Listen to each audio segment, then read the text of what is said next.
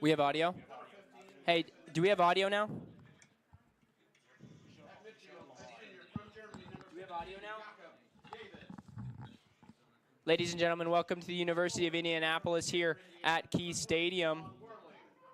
My name is Samuel Gailey, and alongside Nathaniel Finch here as in like a crystal clear night here in Indianapolis, and I'm looking forward to this matchup between the Drury Panthers and the University of Indianapolis Greyhounds. A couple freshman players premiering for Indianapolis tonight includes Khalil Ghaffar and Joey Strand, two guys I'm looking forward to seeing. We know Joey Strand, we're going to see an excellent matchup tonight, especially for both sides. Drury sitting above the University of Indianapolis in the conference table, so it's going to be a nice little scrap. It's going to be scrappy. It's going to be hard work. It's going to be fun to watch tonight as a crystal clear night here at the University of Indianapolis at Key Stadium as we're getting ready to go here. Indianapolis going to come out in a 4-3-3. Going to look to use those wing backs to try and get around the outside of the right and left mid of Drury as we're looking forward to the game. Referees make their final adjustments here. As you can see, Indianapolis getting a little quick tuck in. Those senior captains trying to motivate their team, get those last words in here as we are getting ready to go. The referee standing at that midfield circle waiting patiently.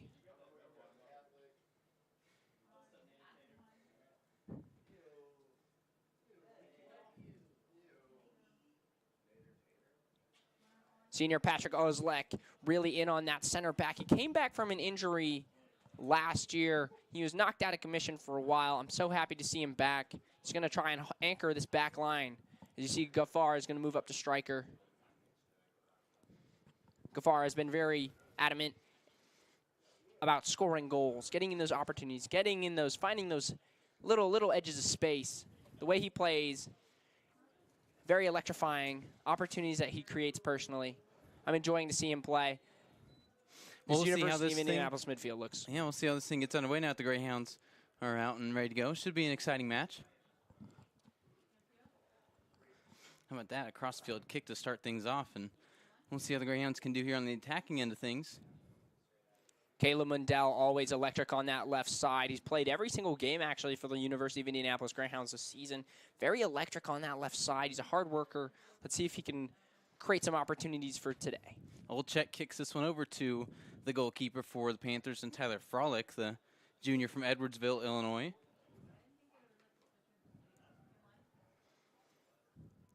So now we'll see how the Panthers can do on the attacking end of things. Of course, 4-0-4 in GLVC play. They've won their last 2 games. As the header comes on the other end, the Greyhounds trying to get the possession of the ball here. Jakob Johnson doing a fantastic job finding that little pocket of space in between those midfielders here as Drury is going to apply some pressure here. The press is a high, something that we don't really see a lot in conference play, as University of Indianapolis is often more comfortable of just keeping the ball, keeping possession. Drury is definitely going to test them tonight. Mason Stern has the ball here as he gets it over to Patrick Olczyk. Nice like I was talking about earlier, Olczyk was definitely out last year with some problems with his legs. So I'm very excited to see how he's going to finish up the season. He is a senior. He is looking at possibly his last season playing soccer in the collegiate level. So I'm excited to see what these remaining games have for him left. He started 7 matches so far this year. This would be his 8th.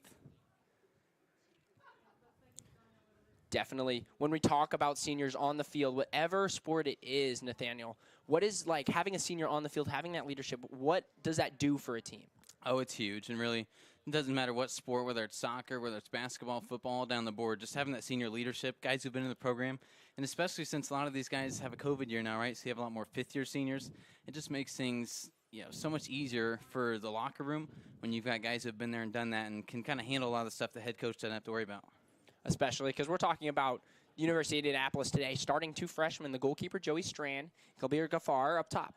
I mean, have that senior leadership to help those freshmen to not only get acquainted with the team culture, as you would say, but also teaching them the right way to do things, little details. Well, speaking of Ghaffar there, he has a little body check there as the ball sails out of bounds, so Greyhounds get it back in, though. You see kicking over there with Seth Ward. He's going to be a big part of this offensive attack today. Frolic comes out of the goalie box and jumps up for this one all the way out to the 15-yard line. Kind of a dangerous play there from the goalie. Yeah, I mean, it definitely is. If he claims it, it's his. Here's Sean Whirling. Whirling's going to knock the ball up. Owen desperately trying to keep the ball on the ground. I think definitely is going to be important tonight more than any other night. I talked about earlier how Drury sits a couple points ahead of actually Indianapolis tonight. So the outcome from this game is very important for both teams. Yeah, whoever wins is going to at least sit pretty for now in the top 4 of the GLVC conference rankings. And, of course, top 4 get to host the playoff games, so that could be big. This game's got a lot of implications right now. Drury, you mentioned second. The Greyhounds a few spots behind them, but a win will move them up, in, at least for now, to be ranked to host a playoff game. As we see here, kicking out of bounds was Owen Atkinson, the senior. Frolic gets it over to his teammate on the far end, and Jacob Schmidt. A nice job from Pierre Lureau to get it back in the Greyhound side of things, but look at that. An acrobatic effort from Seth Ward trying to keep that ball desperately in bounds for the University of Indianapolis Greyhounds. But like I was talking about earlier, when I was discussing what I was looking for in this game, I was seeing that in the past couple games, the University of Indianapolis like the counterattack. They like to get forward. They like to use their wing backs to get up that left and right side. As we're going to see Sean Whirling tonight, Nathan, get up that right side, and you're going to see Caleb get up that left side and adventure forward a little bit. Whirling, kind of a new addition here to the lineup, a bit of a surprise tonight, and we'll see if he can use this as a chance to shine this afternoon. Definitely a hard worker here. Sean Whirling here on this right side, filling in for Nicholas Tannhofer. The guy started a lot of games, but has been left out of the lineup today. We don't know why. Maybe it's an injury. Maybe it's just overuse of him. But Sean Whirling, definitely a huge opportunity for him. Definitely one he's been working for. Yeah, Tannhofer gets the early fall break, it appears. Of course, as the university's off for the next few days. But back here on the soccer side of things, playing good defense there is Mason Stern. He started every match this year and has played pretty well.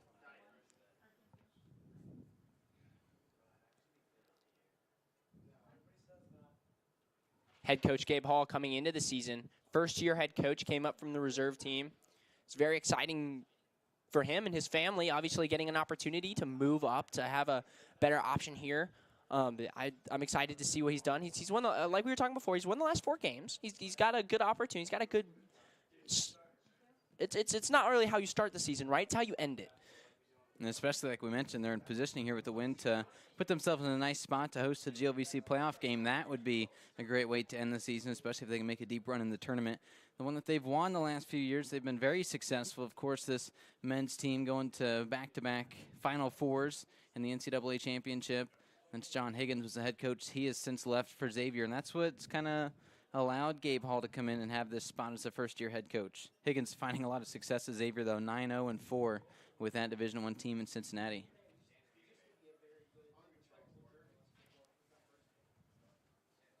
Whirling tries to play Gaffar. Gaffar slides Owen Atkinson through on here on this right side. He's going to slide it across, tipped over the bar, and he's going to kept in play by Drury's number 12.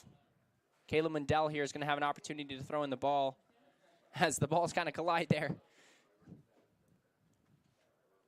And those may be the first real opportunity the Greyhounds have had this game at scoring a goal. Looked pretty good, and maybe next time we'll see if they can get that a little bit more towards the goal, a little bit more to the right, and would have been harder for the goalie and Tyler Frolic to defend. But now on the other side of things, Drury trying to attack and do something here, but the defense gets back pretty quickly. Definitely here in this early stages, keeping the ball, keeping it calm, having an opportunity to possess the ball, move it around, definitely important for both teams here. Definitely Indianapolis likes to keep the ball, likes to keep possession, move their chess pieces around. I always look at soccer, Nathan, like a game of chess. You know, he goes up, that means he has to drop. As here as calls for a throw-in from the Drury bench here, met with Sean Whirling picking up the ball for the University of Indianapolis. Whirling's trying to find his teammate, and Atkinson instead he throws it towards the near side to Celios. Jacob Johnson puts it wide. Here's Caleb Mundell. You can just see how high the University of Indianapolis wants to put their left and right back here as Atkinson tries to flick it on desperately. We've seen a lot of action from Tyler Frolick, who's been moving around quite a bit, and we see he's able to exit the goal there and make that play.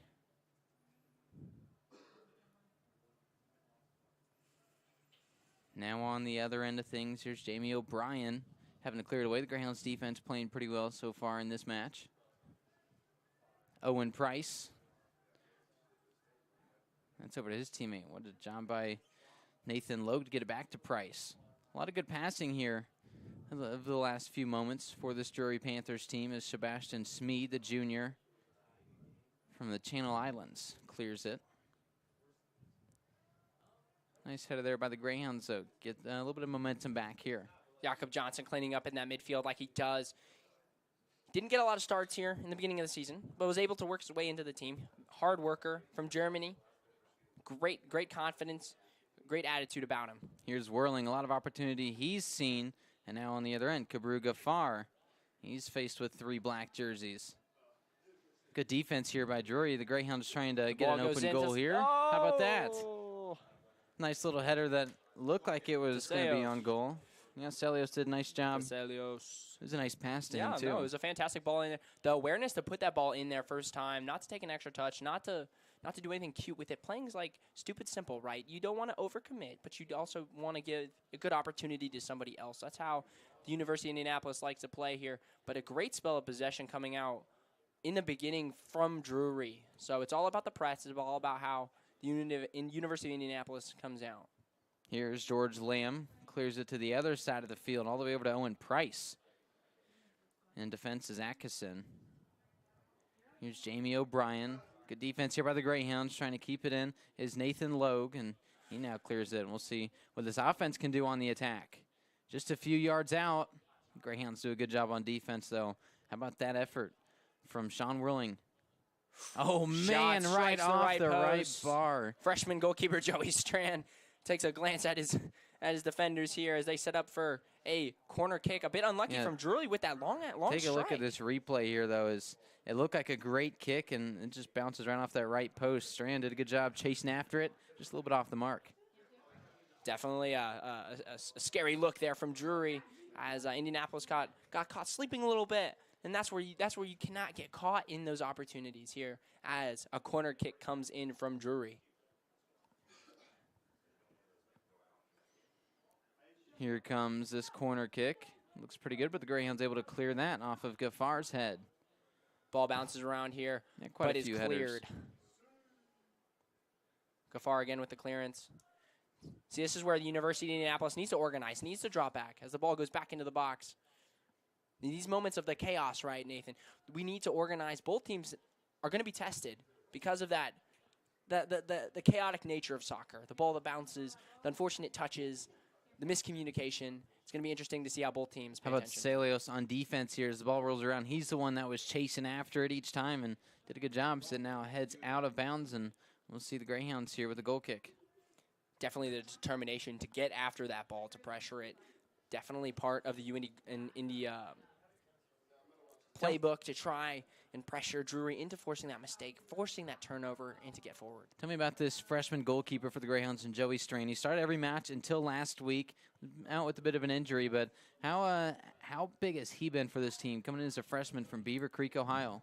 He's been huge. I mean, like you said, he started every game. He had a couple groin issues last week, sat out. I talked to him earlier today. He felt fine. He was invigorated, ready to go. He's been impressive.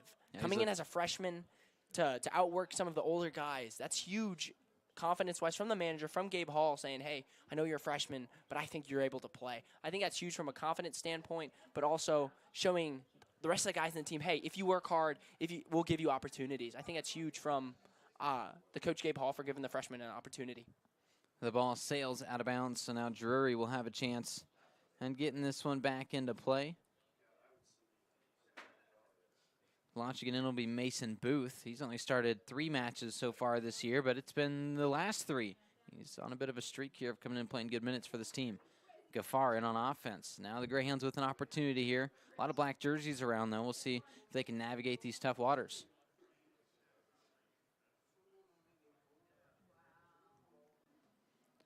Gafar on the attack. Gets over to Michael Celios. Here's what I'm talking about, Nathan, trying to get Sean going on this right side, trying to get Mundell going on that left side. A late tackle here as calls for a foul come from the Drury bench, and yeah, Michael calls Celios, a protest Michael coming from number Celios 10. had that slide tackle, and that's what's going to cause this issue here. It's going to stop play. Referee sort of realizes it's early, realized there's nothing in the tackle. It wasn't malicious. It wasn't intend to hurt the other player. So he's probably going to get a nice little talking to by the referee, and we're going to play on here. Tyler Frolick has started 10 of the 12 matches so far this season for the Panthers, and he's been a pretty good player. He's only allowed 9 goals, but with 41 saves, he's the one that clears it here. And however, the Greyhounds quickly get it to the other end. And we see Patrick Olczyk here in the corner. He gets it over to Whirling. Whirling loses it, though. Great job on defense from Kalen DeBaj, maybe the best player on this Panthers team.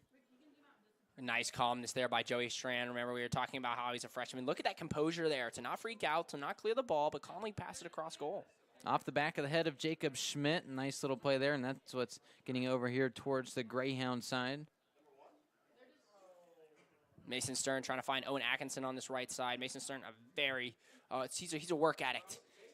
If he loses it, goes and wins the ball back. Another foul called here on Owen Atkinson as Drury will be awarded a free kick. Price is down on the turf, sort of appealing to the referee, hey, it's not a regular foul, it should be a card. Maybe it was, maybe it wasn't, as we play on here. Playing on we do as now we see Owen Price with this soccer ball.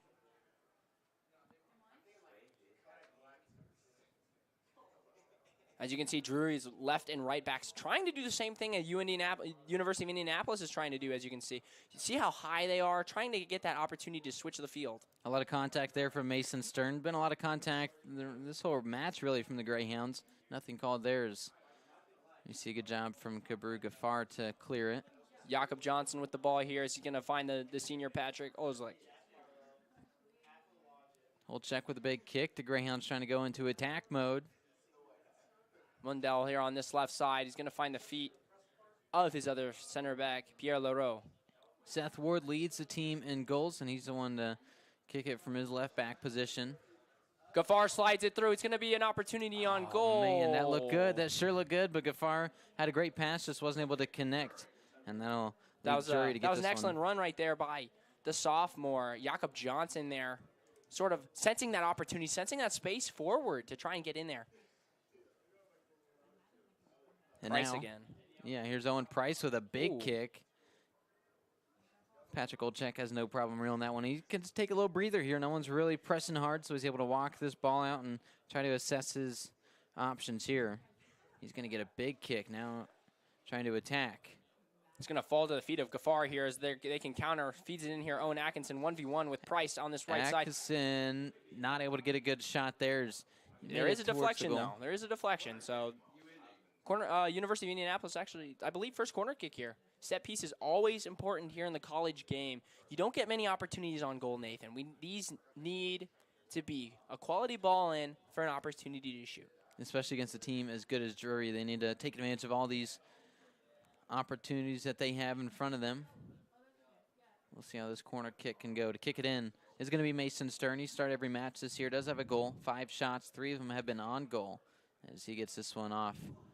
But really it didn't go anywhere. The Greyhounds still with a chance here as Mason Stern has it. Knocks the ball in. Man. Just sent wide by the senior center back. And Olczyk is pretty upset with himself. It looks like if he just kind of got out of the way, that would have had a better shot. But instead he got his head in there. And it's so hard to tell in those situations, right? You got your adrenaline running. You see the ball coming towards you. You get excited. Sometimes just opportunities just slip away from you here as a substitution for the Drury Panthers. Coming on is number 15. We'll see Mitchell Vaughn come into the game here for the Panthers, the senior from O'Fallon, Missouri. Vaughn this year with 10 starts out of the 11 games, so he's a regular starter. It's no surprise he comes in pretty early here in this contest. Opportunity for Drury as Sean Whirling right there, shutting down that opportunity avenue of attack here as that ball feeds into the box. Sean Whirling knocks it away. Here's Owen Atkinson here on this right side as he takes it up. Let's see if he's going to force something or cut it back. He does. Very nice spell of the possession here for the University of Indianapolis. Nathan not forcing it, not forcing mistakes, just being patient to get an opportunity. Here's Drury with a chance as they get the ball back in their possession. Oh, look at that. What a job by the Greyhounds. Caleb Mundell with that fantastic tackle. Kind of lunging, extending his body, retaining possession of the ball. Just snatched that ball right off the foot of the Panthers' Nathan Logue. So now Olchek will have a chance to get the Greyhounds back here on the attacking side of the field. Sean Whirling, here's Jacob David. Jacob David trying to find the switch over there to Seth Ward. You were talking about Seth Ward earlier. Top scorer for UIndy. He's definitely going to be needed in this game if the University of Indianapolis want to create something up top. He's got the ball here. He's from Wellington, New Zealand. And he's going to run around for a little bit. Now he gets it off to Olchek here on the near side. Fantastic ball here. That was an amazing pass, and now off the foot of Owen Atkinson. He gets it off to his teammate and Michael Celios. How about this battle right here at the 30-yard line? Unfortunately, they basically said that Celios really got a foot in there. Unfortunately, kind of unfortunate foul there. University of Indianapolis sort of trying to say, hey, we want to keep playing. Referee says no. John Clout with a thundering kick, and now a chance here for the Panthers as the ball bounces around off the head of Jamie O'Brien. And now with a chance here, Kalen DeBage, the leading scorer for this team. Oh, what a job on defense to clear. Didn't even have to get to the goalkeeper and Joey Strand. Drury's doing a nice job here, moving the ball side to side, creating that space in the wings to put in that cross. Give their strikers an opportunity to get onto the ball.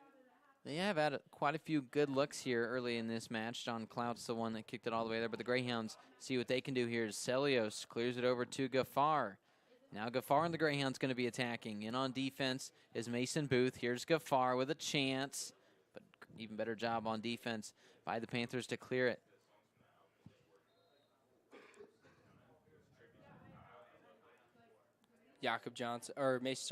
Mason Stern here, passing it to the far left as maybe Caleb Mundell's going to join the attack here. Seth Ward, we were just talking about him. He's going to cut in on his right foot. He's going to squeak by that left back. Can he get across in? Oh, it looked like a close shot. Wasn't able to get it quite where he was wanting. He got the cross in, not where he wanted, like you said, but they did salvage a corner kick from this opportunity.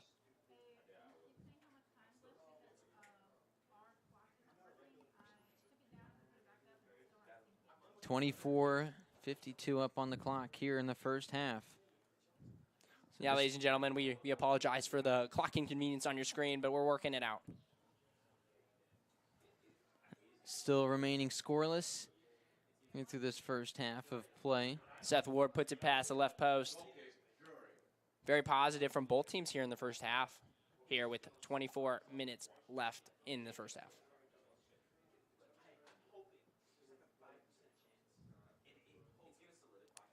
Caleb Mundell pressing this left side with Seth Ward. Pierre Leroux flicks it back on. Here is Jacob David from Dusseldorf, Germany.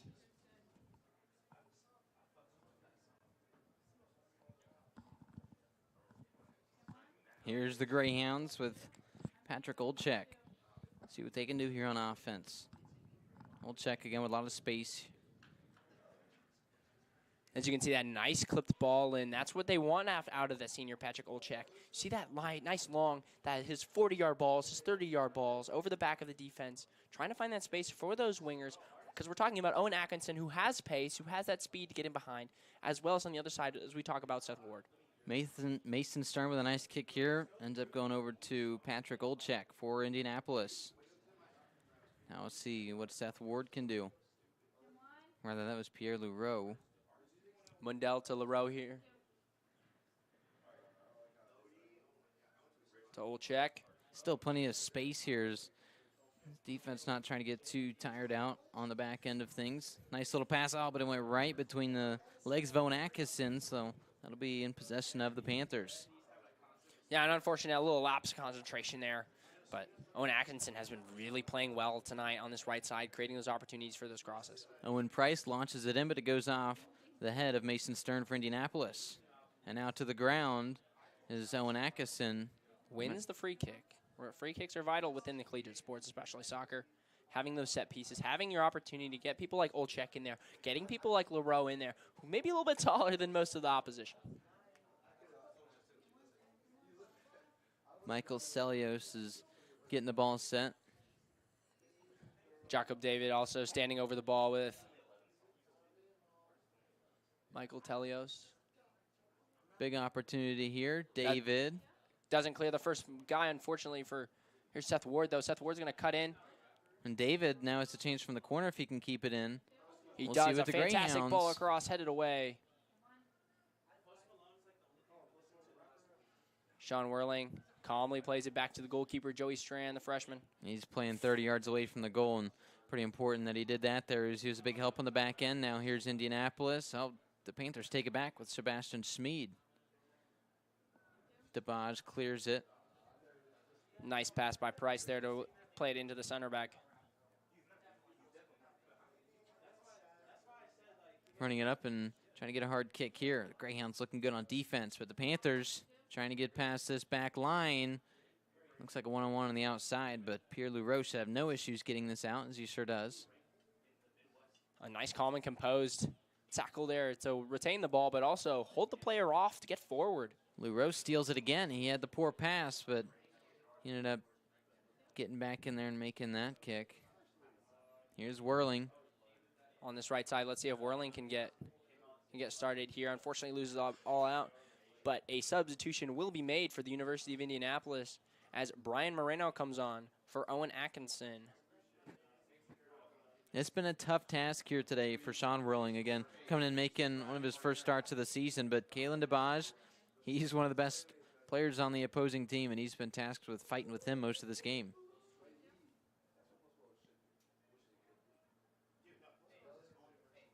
Looking at the Midwest region, Drury ranked 4th, so again, that's a very great team here that's going to be vying for a spot once the NCAA tournament comes around. The Greyhounds ranked 10th in that same region. Seth Ward trying to get that cross in, aimed towards Gaffar. Just didn't have enough height on it. Here's DeBaz. Kicks it really to nobody as it goes out of bounds, or rather making chase will be Pierre-Louis Roche. He keeps it in. He can take a little breather here, no one within 20 yards of him. 20 minutes left in this first half. Both teams look pretty positive, look pretty good as we go forward. Here's Olchek.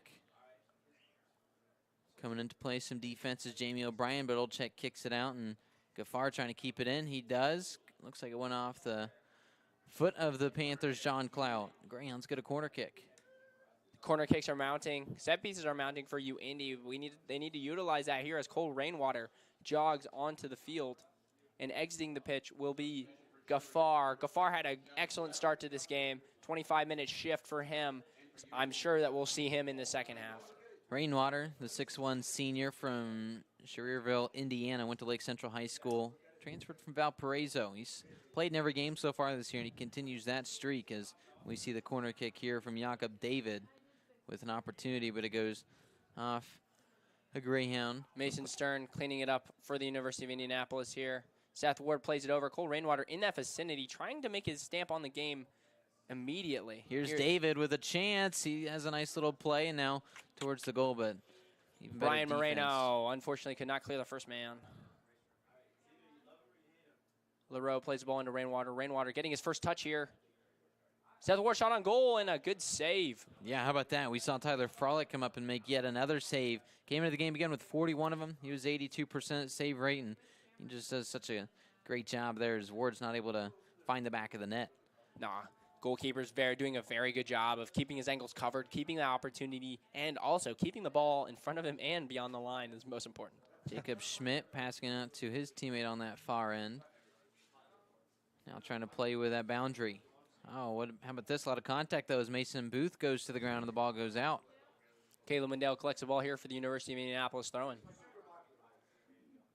Another substitution for the UIndy Greyhounds as Abrahamson comes in to replace Seth Ward. Seth Ward, a very key player here in the upcoming. Abrahamson, a freshman. From Norway, that's August Abrahamson. You mentioned just came into the game. We'll see what kind of impact he can put here as the ball comes into the field of play. Bit of a wild sequence here as the ball's gone off the foot of both teams.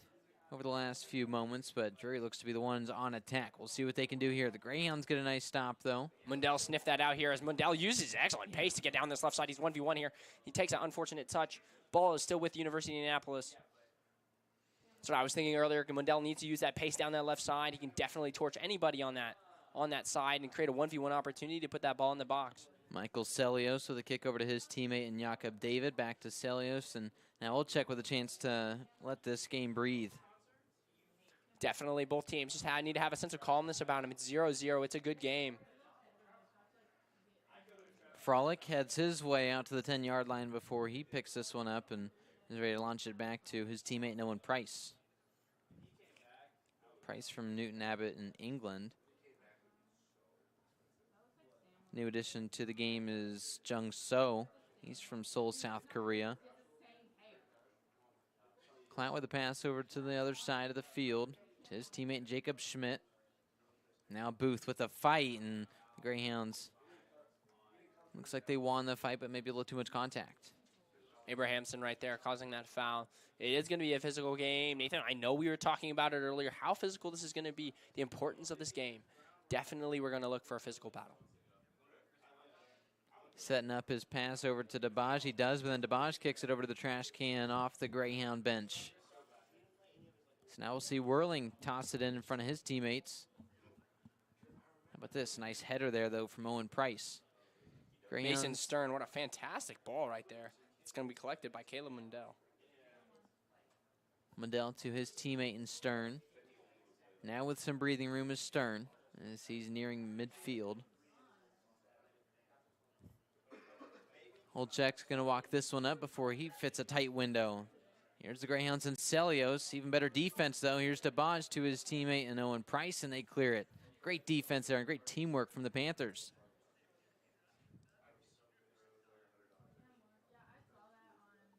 Nice patience there by Mason Stern, not panicking, not clearing the ball, but turning back to center back Pierre Leroux right there and keeping possession of the ball. That's key. Leroux, the transfer from Southwest Baptist, previously from France. He's just a sophomore for this team, a good player. Leads the team in minutes this year. He's no stranger to playing long stretches of games. He started every match. Frolic comes out from his spot in the goalie box and makes a nice job there to get the ball back to his teammates. Now the Panthers with John Clout.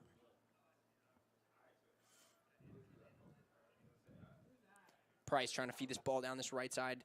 Fantastic collection there by Mason Stern. Sean Whirling takes it in route, and he's going to flick it on. How about this? The Greyhounds looking great on offense as they're able to pass around very nicely, and they continue that here. We'll see what they can do with an opportunity, and instead it goes back to a Panther. Underhit pass from Rainwater right there. A bit unlucky with that. Here's Leroux over to his teammate and David.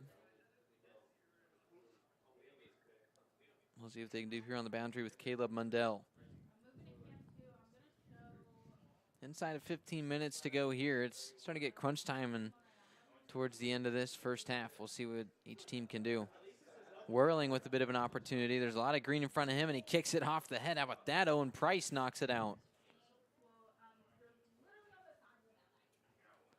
Price sends it over to the concession stands, and now the ball will come back in for the Greyhounds.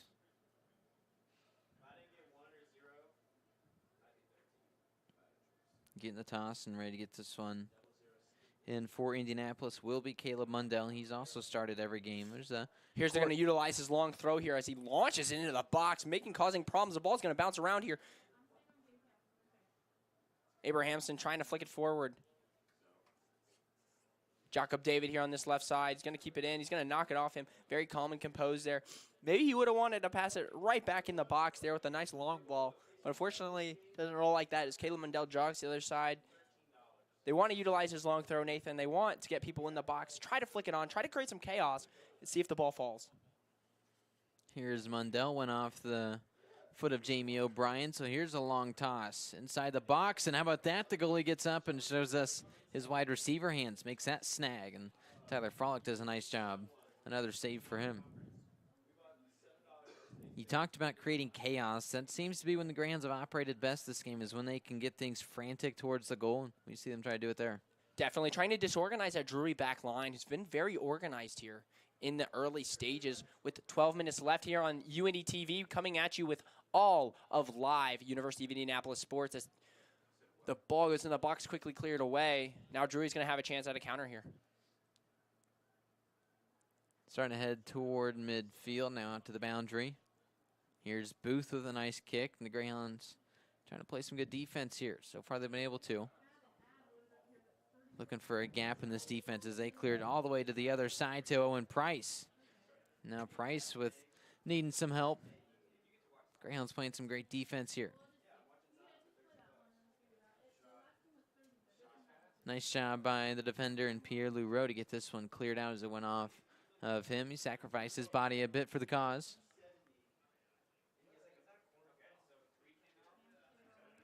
Drury in no rush to take this corner kick here as we have about 11 minutes and 30 seconds left in this first half. Both teams are playing valiantly. Both teams are playing like they want to win. Definitely some adjustments are going to come in here at halftime as a substitution is made for the University of Drury Panthers here. That's Darren Lawler and Nico Navarro, a couple midfielders coming into the game here for the Panthers as the corner kick is upon us, and we'll see if this Panthers team can create anything off of here. It's a shot towards the goal, but nothing as the Greyhounds play even better defense. Abrahamson kicks it out. Here's where it's dangerous here. Everybody's still in the box. The ball is going to be delivered in here. Mundell clears away, followed up by Telesios. Abrahamson flicks the ball over here, and the freshman Joey Strand is there to collect it. Very strong showing from Joey this first half. Yeah, coming off of obviously missing the last game against William Joel, like we mentioned. A game the Greyhounds won. They've won their last 4 games. A 3-2 match against William Joel. They won 1-0 at Rockhurst, 3-1 against Truman State, and 4-0 to Quincy. So they've had a nice streak here trying to keep the momentum going. Of course, Drury, we mentioned it, a great team here, but the Greyhounds trying to hang with them as they've got all the momentum on their side from the last few games. This is a unit that's playing very well. Definitely. That confidence from the last 4 games can definitely build into this game. I mean, going 4-0 in this streak brings confidence to the entire team because they're playing for each other. They're playing for the University of Indianapolis. So would say same with Drury. I mean, both teams are coming in to this game on highs. The Greyhounds looking to deal the Panthers their first conference loss as Drury is currently 4-0-4 in the GLVC. They've won their last 2. Pierre Leroux on that shot. Frolic just covering that top left. It's a venomous strike from the center back. Man, that would have been a tough one as well. As far as he was, pretty impressive. He was able to get as close as it was, but now inside of 10 minutes. Drury brings in some substitutions. We see J.J. Adikwu as well as Jacob Limpert. Ebo Yilmaz coming in for the University of Indianapolis as well.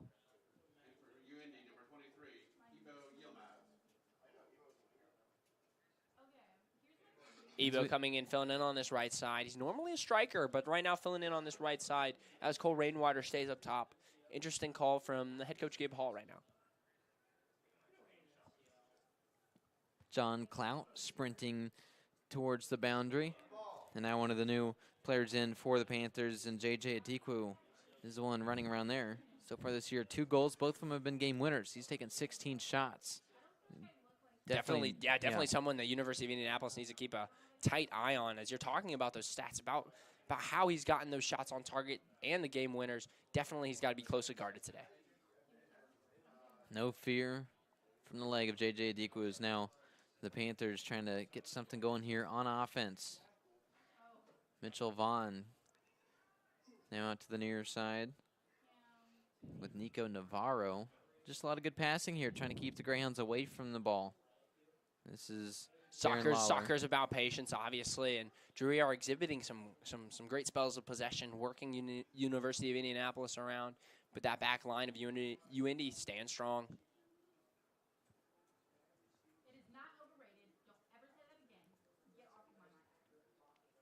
As the clock continues to roll down, here is Adikwu. Leroux is going to clear it, though, for Indianapolis, trying to get it back on the other side. Look at that, right between the legs. What a pass here. Is looking silly out there is Jung So. Outside, Abrahamson, With 1v1, very dangerous. Could not slide it in. Jacob David trying to charge it down. He will win a free kick here. Very fortunate turn of events for the University of Indianapolis. Abrahamson, 1v1 on that outside. Look for that matchup more going forward. He's very confident taking on people 1v1. And this could be a pretty big play here for the Greyhounds as they're looking for any chance to strike later in the first half. Brandon Johnson here, standing at the halfway line at the next outage to come on. Very positive from the Greyhounds in this last 7 or so minutes. I'm excited to watch some more of this game.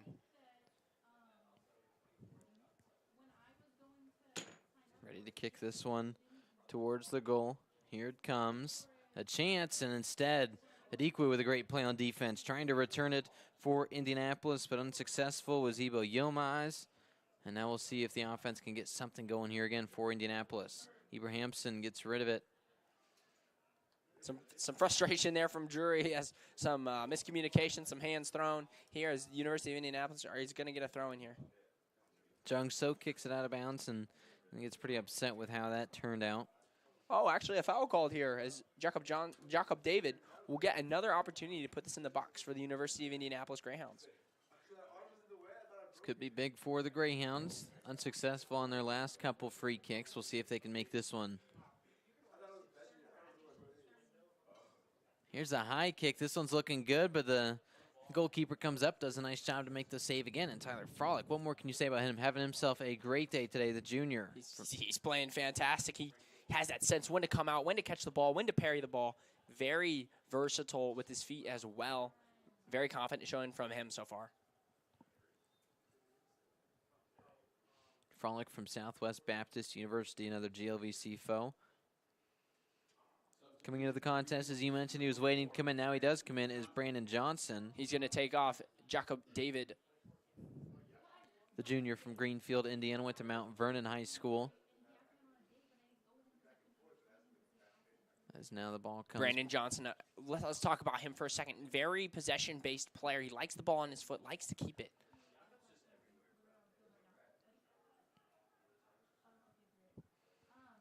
Johnson winning the ball back there, making his impact felt immediately. Here's Leroux has it. Indianapolis trying to keep the ball out of the possession of the Panthers. We'll see if they can do that successfully here. It's looking good so far. A lot of good passing. A lot of good touches here. And how about that? Look here with a chance down the line, and instead the ball's still out. Oh, Indianapolis can't get their foot on it, but now chasing it back out. Still a second chance here. See how this defensive possession goes. Drury breaks with the ball here. On the other end, oh, look at that. A bit of a struggle towards midfield and winning it. Mason Stern comes out of there. Stern has it now as he kicks it now to Sean Whirling. Again, a great pass. Seen that a lot. Now Whirling with an opportunity. A lot of green in front of him. Let's see what he does here. 1v1 here on the outside. Oh, my absolutely goodness. breaks him as he has it across the center. Fantastic cross, searching for Brian Moreno. As you guys can see, an excellent move by Sean Whirling here on that right side, totally leaving that left back in the dust. Still a chance here for the Greyhounds. Now the Panthers just trying to get it out to the other side of the field. Trying to do that will be Darren Lawler. He still has it. Now kicks it over to Adikwe. Back to Lawler. Now the Panthers on the attacking end of things. Indianapolis with a great play. Sean Whirling knocking it out of bounds. Very active this first half. He's doing an excellent job holding down this right side for the University of Indianapolis.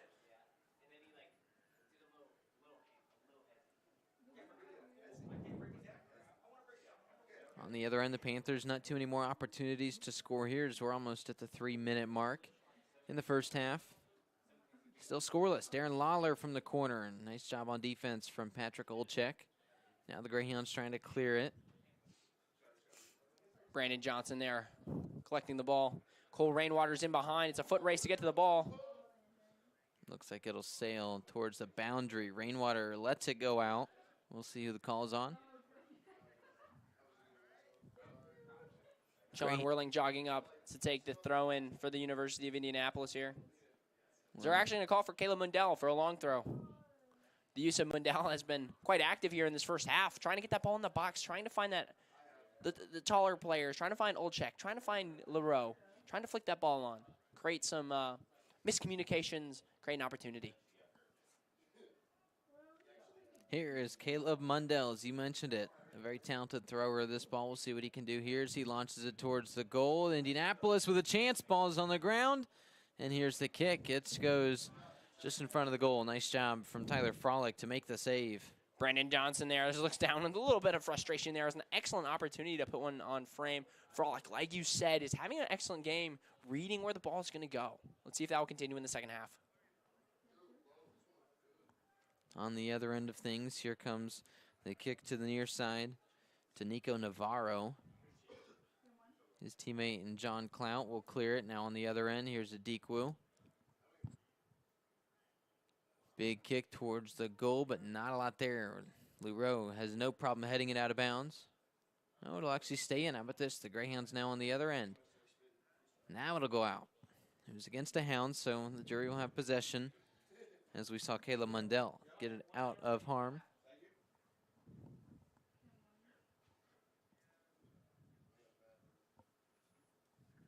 The Panthers ready to toss this one in from that far side. It's going to be Jacob Schmidt. Here's another long throw. Both teams utilizing that long throw ability. The header from Patrick Olczek. And now back to Nico Navarro. It'll head back to Tyler Frolick as we have 60 seconds left up on the board. Indianapolis just trying to get it back to their side of the field. Don't want anything crazy to happen here in the final 45 seconds. Now as the sense of urgency increases, here's Olczek with a lot of struggle. Good thing his teammate was there. How about this? Drury with a chance, though. The Panthers, just 30-plus seconds to go. Greyhounds go to the ground hard. And now Hound is a little bit slow to get up. That'll be Abrahamson. Abrahamson right there, a little slow to get up, like you said. He looks like to be on his feet now, organizing this last free kick here in the last 20 seconds of the game. They're asking them to stop the clock here with 15 seconds to go in the first half. This will probably be the last play of the half. University of Indianapolis defense needs to focus here, especially with the dangerous aerial targets here. How much of a heartbreak would this be if this goes through the net? Definitely a blow to morale going into halftime. You played an excellent game in the first half. Both teams played for both teams. Instead, it goes between the football uprights, well out of reach of that goal. So now just a few seconds left, and that's going to end here the first half. The clock will roll down to 0. We're going to end scoreless after the first half of play, and we'll see how the second half goes. We've got a halftime show and then back out for half number 2 here in just a few minutes. You're listening and watching UINDY Soccer here on UINDY TV.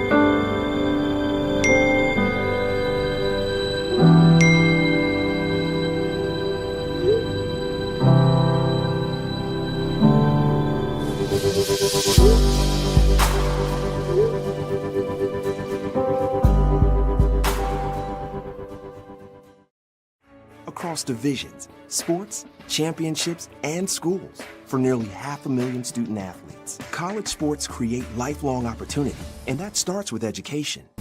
We've raised the academic bar, so more are earning degrees, creating healthier campuses by working with the nation's brightest minds, and making sure more have the chance to succeed and are supported on their journey. But beyond the numbers, it's about opportunity, and we're working to provide it for every student athlete.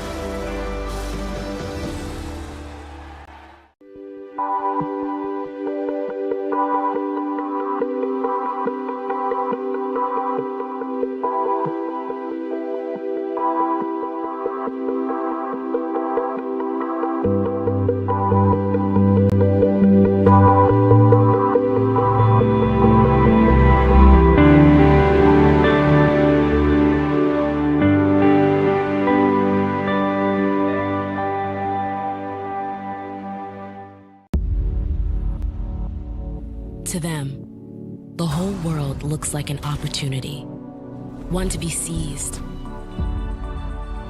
built upon, and made better for their sport and the people around it. To student athletes, every opportunity is a chance to change what could be and show the world what opportunity can do.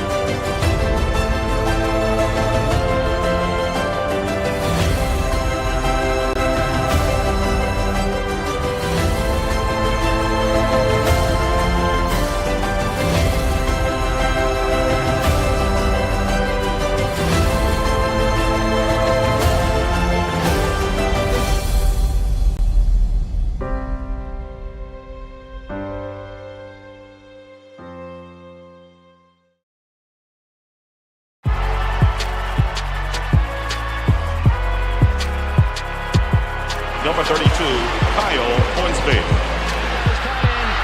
Inside the 30. Touchdown. Michaela Burgess.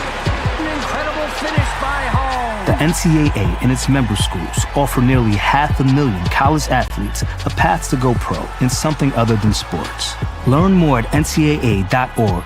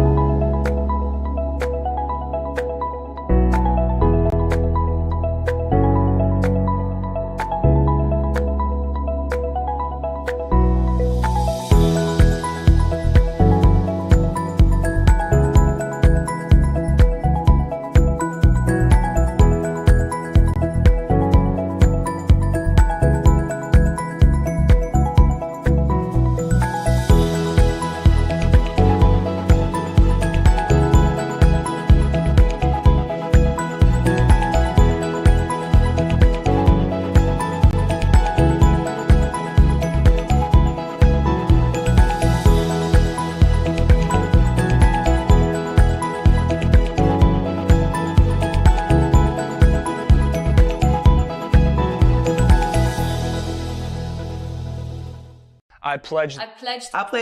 I am an NCAA student athlete. And I pledge to be a champion of unity on my team, on my campus, and in my community. I pledge to embrace differences and strive for inclusion and collaboration. I pledge to stand against racism, hate, and discrimination.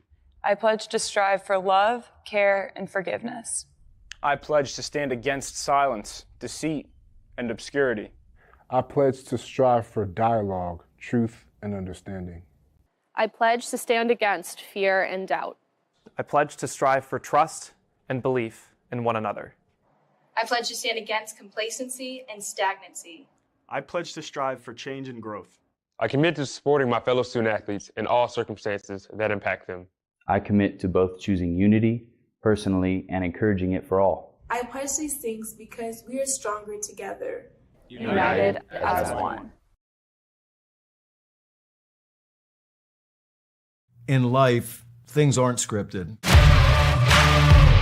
If you're an athlete, we need people like you and translate those skills to officiating.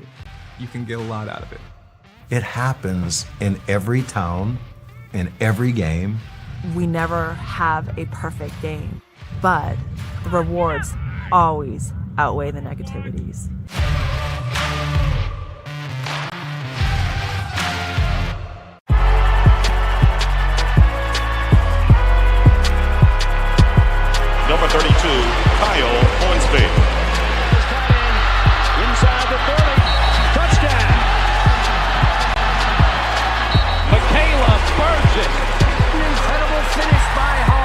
NCAA and its member schools offer nearly 500,000 college athletes a path to go pro in something other than sports. Learn more at ncaa.org/opportunity. In NCAA Division II, student athletes leave a lasting impression on their communities.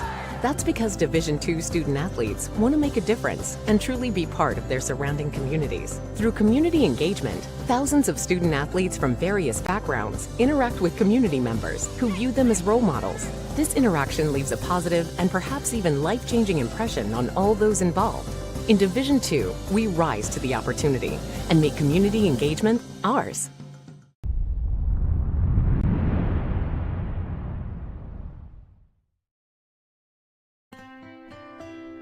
Well, it's so many memories, I would say. I think the things that when my teammates and I get together, what we enjoy the most, I think, are just all the stories, all the things that happen between us playing against some of the best schools. You know, we played some Division I schools. We beat Eastern Illinois twice. A thrill for a Division II school to go in and to beat a Division I school. And I think we remember, you know, feeling like kind of the David versus Goliath. And that's what I think we realized, if you can come together as a group, you know, that you can have success. Well, I think any competitive person, it's tough. But I still look at it today. You know, it's been 30 years since I played competitive basketball, and in the business world and the education world, you lose, and things happen, and you go back to your playing days, and you got knocked down, and you got to get back up. So that was kind of our mantra. I think to have dreams. I just, as a little kid, I had dreams that I wanted to do something athletically, you know, and basketball was my passion. And so I don't care what it is, do something that you like, that you're passionate about. That to me is the most important thing, and then work to achieve it.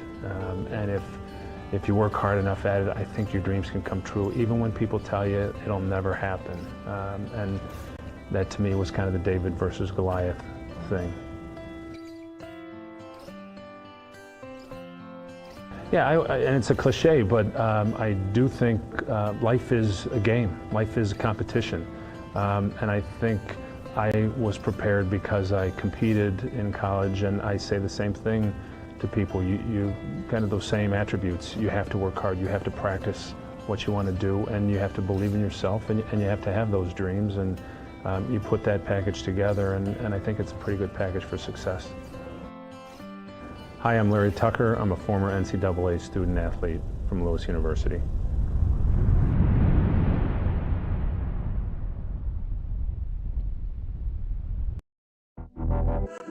Champions know how to seize opportunities.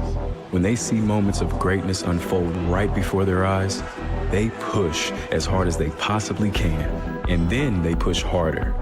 Because the heart of a champion never settles, never quits, and never stops giving its all. We are champions. We are Division II. We go big, we give it everything we've got, and we win. On the field, on our campuses, in our communities, for our causes, in our careers. We rise to become champions in everything we do. We are Division II, and there are no limits here. We make our time count. We set our own path. We become champions on our terms. It's time to up your game, because we're here to play and learn. But most importantly, we're here to discover ourselves, our vision, our heart, our drive, to achieve every goal we aim for, because we want to be champions at the highest level, life. At Division II, the opportunities are here. Are you ready?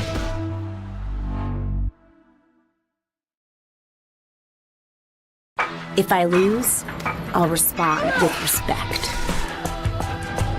If I win, I'll back it up with humility. If I fail, I'll rise up with honor. It's tough for us to put it all on the line.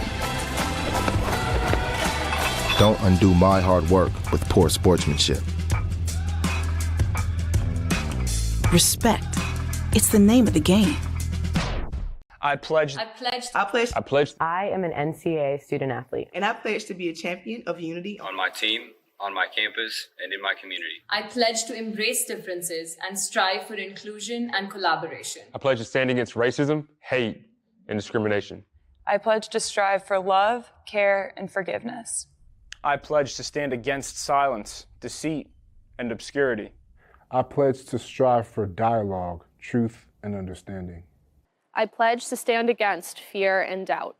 I pledge to strive for trust and belief in one another. I pledge to stand against complacency and stagnancy. I pledge to strive for change and growth. I commit to supporting my fellow student athletes in all circumstances that impact them. I commit to both choosing unity personally and encouraging it for all. I pledge these things because we are stronger together. United as one. From court to court and lane to lane under the lights or under the sun, no one delivers Division II sports like NCAA.com. The center of D2 is inside the NCAA.com hub with exclusive highlights of every sport and live broadcasts of every Division II championship found nowhere else. Make NCAA.com yours, the home of Division II college sports.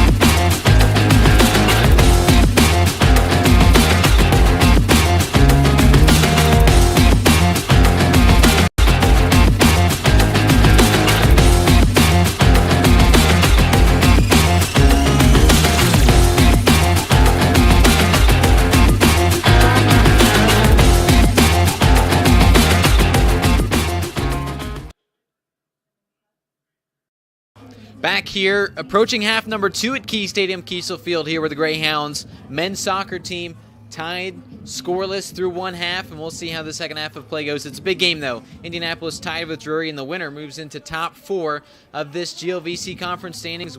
Whoever wins this game is in good position to host a playoff game coming up here in just a couple weeks. Nathaniel Finch here with Sam Gailey. And Sam, what do you think we're looking for in the second half from the Greyhounds? Definitely the ball movement needs to be a little quicker from side to side. As you saw in the first half, the right and left back needs to get a little bit higher. That opportunity, that space to get crosses in the box, to create more opportunities. You're going to see a pickup in play, especially towards the end of the second half, if it does stay level. More next, right here on the GLVC Sports Network and UINDY TV. Court to court and lane to lane under the lights or under the sun. No one delivers Division II sports like NCAA.com. The center of D2 is inside the NCAA.com hub with exclusive highlights of every sport and live broadcasts of every Division II championship found nowhere else. Make NCAA.com yours, the home of Division II college sports. Should be a great half number 2 as we're ready to get things going here. As now the ball goes over the head of Indianapolis' Caleb Mundell. Those aerial tools definitely are going to be important in the second half when it comes to free kicks, when it comes to corner kicks, and definitely 50-50s are mostly must-wins for both teams. Nice job by Mundell to try to squeeze through that tight rope. Gets it off to his teammate in Kabru Gafar. He's had himself a nice break after not playing the last 20 or so minutes of that first half, and now he's in with some fresh legs. Now on the other end to Whirling with a nice kick. And how about this, as it was on goal, but a good job by Tyler Frolick to come up and make that save. He's looked very good tonight in the net.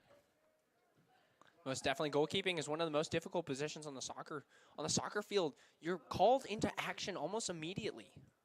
And now the goalkeeper on the other end could be challenged here as Schran watched it go over his head. Kind of a poor kick there with a good opportunity from Jamie O'Brien. And when you have that almost the one-on-one with the goal, you got to capitalize a lot better than that kick that went way high and up and far away from the goal. Definitely. I think he might have gotten a little excited there to have that opportunity. That opportunity wasn't really there for him in the first half. To have that ball at his feet, to have a shot on goal like that. definitely probably had the adrenaline going as he was staring down the freshman goalkeeper, Joey Strand. Here's Mundell sprinting down the other end. And the kick clears it, though, goes towards the stands.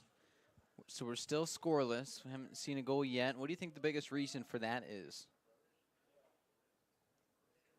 Definitely the ball needs to move quicker. I know we were talking about that at halftime about how the rotation of the ball needs to be passed quicker to find more opportunities, to find space, and to interchange. Here's Brian Moreno, feeds it into Gaffar. As Gaffar gets around this left side, he's going to look for that cross. He's going to cut in on his right foot. Yeah, Gaffar's playing very well here on the corner. He's looked good today. Now he's going to try to find a teammate. He does as he gets it now over to Mason Stern now with a chance. Appeals for a handball right there. We are not sure if that was, I believe that went off the hand of one of the Drury center backs. The referee waves on. Definitely cries of frustration from the University of Indianapolis bench there. And even with that, Jacob Schmidt almost knocked it in as a self-goal. It was a bit of a dangerous spot, but you know, like you said, it was Schmidt who was the one that could have had a hand on it, now on the other end. Yes, own goals. You don't really see the own goals a lot in soccer. It's we were talking about how chaotic sometimes soccer can be within your own penalty box. Own goals do occur. And now the Greyhounds with the chances, they try to clear it and had to run down and keep that one off from the attacking side of the Panthers. We saw streaking downfield was Jason Puente from Monet, Missouri. Went to Crowder before he was here with the Panthers. He's a senior, and he's played pretty well today. Now on the other end is Mason Booth, this time a freshman. He's from Rotherham, England, and he does a good job here to try to give the Panthers a chance. How about this Greyhounds defense, though, trying to keep it in as the offense with Sebastian Smeed, and instead it gets kicked out. The Greyhounds just played great defense there, didn't they? Yeah, definitely. When you talk about defending 1v1, you want to keep the guy in front of you. You want to keep your hips mobile to be able to move in and out in any direction you want. Very difficult defending 1v1, but Caleb Mundell did an excellent job there 1v1. Here's John Clout on defense. The goalkeeper comes out to make the good play. Streaking down trying to make a play was Seth Ward for Indianapolis. Goalkeeper has seen a lot of action in the start of this half, and especially last half. Yeah, he sure has. He's been on his toes today. We'll see if the Greyhounds can continue to wear him down. But first on the other end, the best player, Kalen DeBage for this Panthers team, but he's got two guys on him for Indianapolis. As the ball sails out of bounds. We Drury ball those. Now DeBage quickly back to get this one in from Australia. He's a sophomore. Again, leads the team with 8 goals this season. 3 assists. He's taken 32 shots. 22 of them have been on goal. He's just been a phenomenal player for this team. They're marking up on another long throw here. Booth throws it in. The Greyhounds clear it, though. No issues there from Patrick Olchek, but here's a chance on the other end. Greyhound's going to get it out of there as well. A fantastic through ball by Caleb Mundell on this right side as their University of Indianapolis is trying to counter here. Again, some more work for the goalkeeper and Frolic as Seth Ward kicks that one a good 60 yards.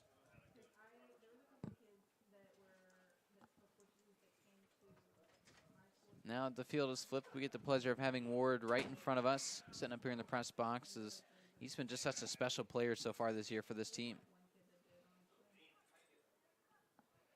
Nice job on defense from Mason Stern to come in and kick that one out of bounds. Drury will get possession, but good job to stop the momentum is now Mason Booth to launch it in.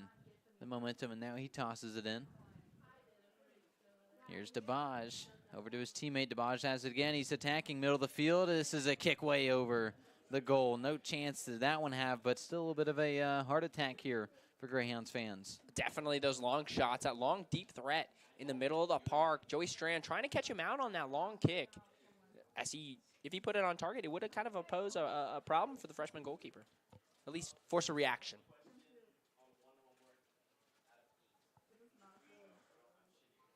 A fight on the boundary.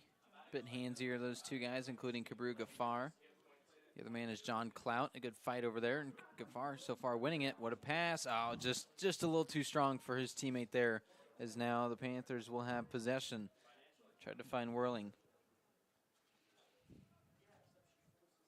Greyhounds with a chance again. Here's an open look towards the goal. Oh, just off target. As it looked like Seth Ward had a chance to get it to his teammate and Kabru Gaffar. Instead, It sails out of bounds. An excellent opportunity here as you saw that through ball sneaking through to Seth Ward right there. Seth Ward using his pace to get down this left side as many times as we've seen him before. Just could not put the icing on the cake with that finish. It was a great pass to set that one up, but just a little out of the reach. Now on the other end, Leroux and Olczyk going to fight over it. Trying to get it back to the Greyhound side of things, but instead the Panthers will have possession here. Big kick from John Clout. Mason Booth with a little bit of room here. The Greyhounds pressuring him. And that'll be Leroux to get this one. Mundell for Indianapolis. Booth out of position here. So this is when we talk about formations. So as you can see, Booth went up here. So there is a gigantic hole on this right side of the Drury defense. Here's Brian Moreno is just standing in that space, appealing for the ball. Here it comes, a little too late. But as we talk about soccer, when we talk about it, it's like a chess game. As Booth goes up, space appears behind him. University of Indianapolis, when that does happen, need to utilize that here, as the opposite effect is happening here as Pierre Leroux is moving into more of a midfield position instead of his natural center back. I love that analysis. Soccer is like a chess game, and yeah, you mentioned it. It's been a couple times today where guys get out of position. That creates a huge hole and a big problem for the defense, and luckily for the Panthers, able to get back in a position in time to keep the Greyhounds from scoring. But still, like you mentioned, that's a bit of a problem we've seen a couple times today is Leroux with the header off the chest of Jakob David. Jakob David does a great job under pressure there. Chesting down, very hard to get the ball on the ground when it's up. Here's a fantastic counterattack here. A nice job from Drury to get this one out. Jacob Smith, what a defensive play. And now Indianapolis back with the ball.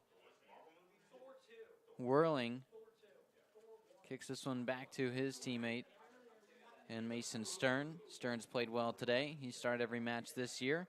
Gets it over to Mundell. Now with the chance. Here's Morera. A lot of contact there. Stern loses possession over to Owen Price on the far side.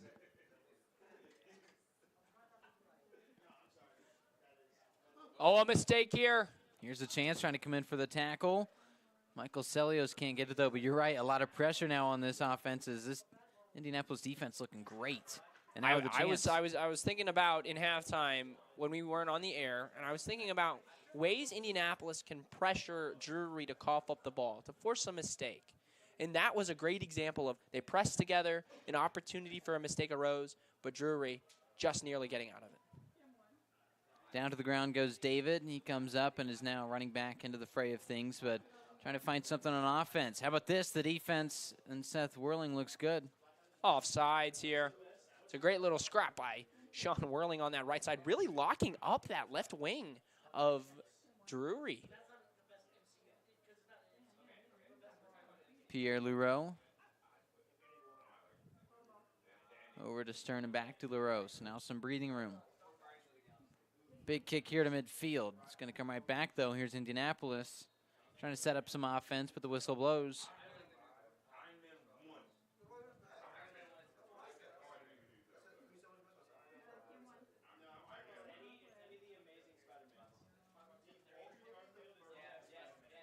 Free kick here taken by Mason Stern. It'll be set up at midfield, so we'll see what they can do here. Is now setting up their attack, Indianapolis. Brian Moreno here, very technically gifted. As you can see, that 60-yard ball into the box, causing some trouble here.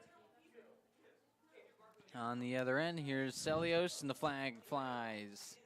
That rule is always tricky here. Keeping things going, though. Here's Drury trying to clear it, and they do with Mason Booth. The Greyhounds look like they had a chance there. They might here as well. Look at this defense from Jakob David. He's sticking to him like a glove.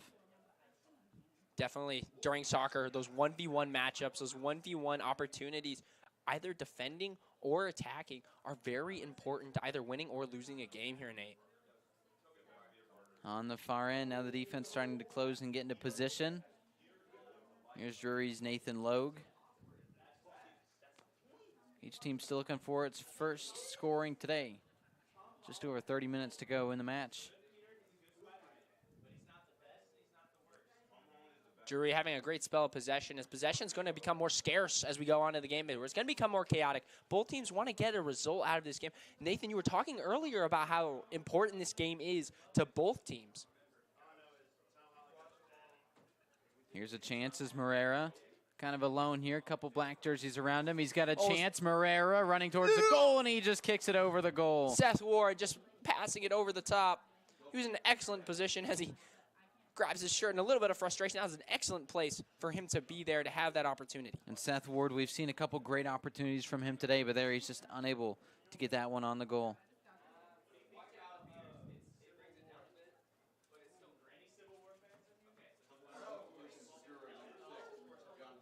Drury's going to see a substitution as Jung Sok comes into the game.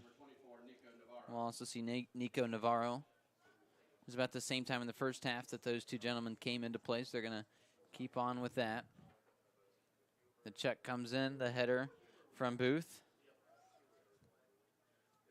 UINDY, University of Indianapolis, has a lot of gifted players technically. A lot of guys who like to run at people. Talk about Michael Teleseos from Greece. He played in Greece for a while, very talented. Actually played on the Greek national team. This kick goes across the goal, but it'll sail out of bounds. It's a pretty windy day today, and the wind is blowing across the field. Blowing in from the west.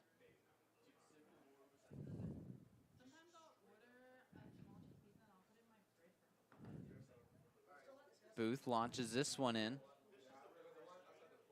Mundell gets it into Morera, and now to clear it is Drury with Sebastian Schmid. Greyhounds haven't seen as many good opportunities on offense this half as they did half number one, but they're trying to fix that here. I know, definitely University of Indianapolis being more positive with the long balls, holding up the play, passing it back, and keeping possession are leading to more opportunities here.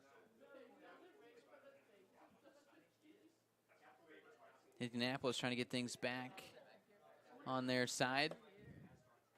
Here's a nice run across. Mundell with a teammate in front of him. He's going to take it himself, though. How about this? Mundell with a chance in the corner, has to try to keep it in. And it just stays in bounds. My goodness. Now the whistle blows. It's a great job shielding from the Drury Panthers, number 22. Fantastic shielding. Caleb Mundell trying to desperately try to keep that ball in bounds. People don't realize how strong you have to be to hold somebody off that ball. At halftime, Mundell decides, or rather that's Kalen DeBaj, decides to stay on this side of the field, so he now has that matchup with Caleb Mundell. It's a tough call for the defensive Mundell, but he's looked pretty good so far today, and there on offense we saw all over him. Left and right back, especially for both teams, are asked to do a lot. They're asked to get forward. They're asked to join the attack. But also, as soon as they lose it, they need to run back, drop into formation, and defend. Both teams ask a lot of their right and left backs, and that's why they're very dependable. That's why they're some of the best players. A kick that goes nowhere. Tracking it down was the goalkeeper and Tyler Frolick. Now we'll see what the Panthers can do as they launch it over to their side of the 50.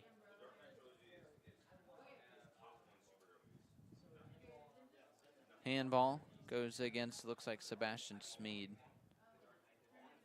This one we launched at the other end. Look at this. The goalkeeper, Joey Schran, comes in and gets that one off the head of his teammate and Pierre Lureau. He launches it now with plenty of space in front of him. Mundell with an opportunity to his teammate and Ward. Poor pass there. Chasing it after is Schmid. 28 minutes left here on UINDY TV, bringing you live University of Indianapolis sports. Here's a high kick, goes over the goal. And suddenly the heart rate increases of everybody here at Key Stadium. With a chance, ball's near the goal. And no, they called it dead before it went in. Offsides flag raised here. Offsides, very touchy. Especially like as you grow up, I mean like middle school and high school, they start to implement it more severely. But obviously at a collegiate level, they're on it like white on rice here.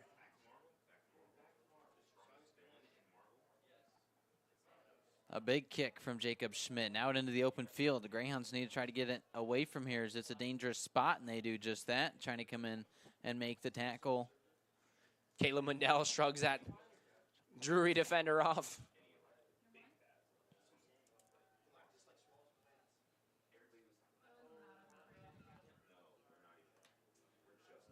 waiting to get this ball launched in are the Panthers. Back to toss it in is going to be Nico Navarro. But first we see a substitution as Darren Lawler comes in. And this is big because he will replace Kalen DeBage, the best player from Queensland, Australia. I'd say it makes the life of Caleb Mundell quite a bit easier when he doesn't have a player of DeBage's caliber out there. Definitely gives him a little bit of breathing space. Maybe gives him an opportunity to get forward more. Maybe he feels comfortable to join the attack. Jacob Schmidt launches it in. He'll be the one in here, but it gets stolen away. 4 white jerseys around Schmidt, did not have a chance. And now on the other end, trying to attack here. Look at Stern chasing him down, and it rolls out of bounds. Making chase on defense was John Clout, but that ball was never going to be in bounds.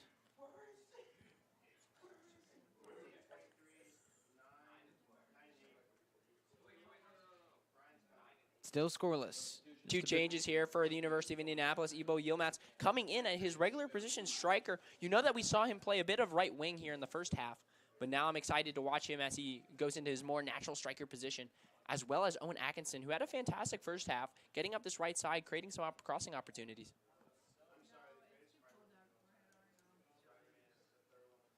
Kicking it back and forth across the backside of the field, and now the wind kind of playing a factor there as it picked up that ball and carried it.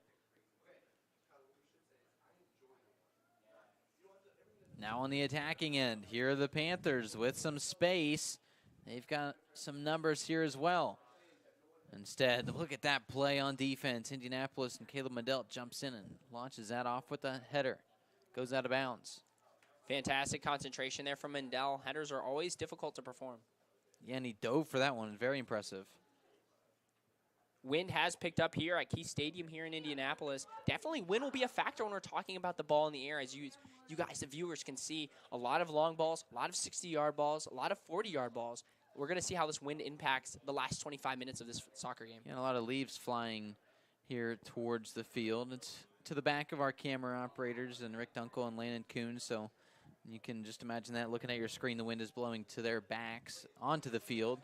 That's kind of what's been a key here as these long balls go, as Mundell launches it out of bounds, trying to clear it. It's a good job of Mundell, not overcomplicating it, being simple, saying, hey, the ball's in my area, no one to pass it to. Let's not force anything. Let's knock it out and reset. Yeah, and look at that flag on that corner. You can see how much it's waving, how violently it's waving down there. The official trying to keep it in as well as his flag is flying around. Glad we're warm up here in the press box. As now this toss in from the corner goes awry and now kicked way out of bounds. Goes this ball. Shouts of excitement coming from both benches as both head coaches are trying to make those little changes, little tweaks here for the last 25 minutes to gain the upper hand. Each team trying to avoid a 0-0 tie is now trying to get things back underway. Is this offense for Indianapolis as they're able to have a couple nice passes here, some good touch. Here's Kabru Ghaffar. Great play here. Ghaffar with a chance. He passes it to his teammate now towards the goal, and it's just off. Wide right of that right post. Making the kick was Ivo Yilmaz right there, doing a fantastic job of shielding that center back and getting it on his left foot. Fortunately, like you said, did go wide, but University of Indianapolis are creating more positive moves going forward. It did look like a good look from the Greyhounds, but not enough. Here's Mason Booth, a big launch as it is off the head of Pierre Lureau.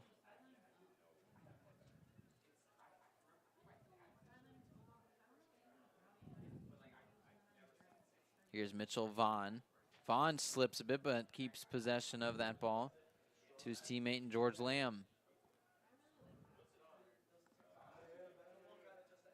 Jung So with some space. So gets it taken away. And how about this? The big left leg of Pierre Lureau gets it over to midfield.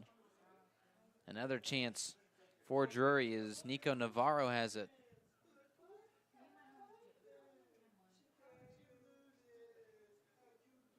Indianapolis on the attack, but on their side right now as the ball's gone backwards a couple kicks. Mundell with the pressure from Darren Lawler.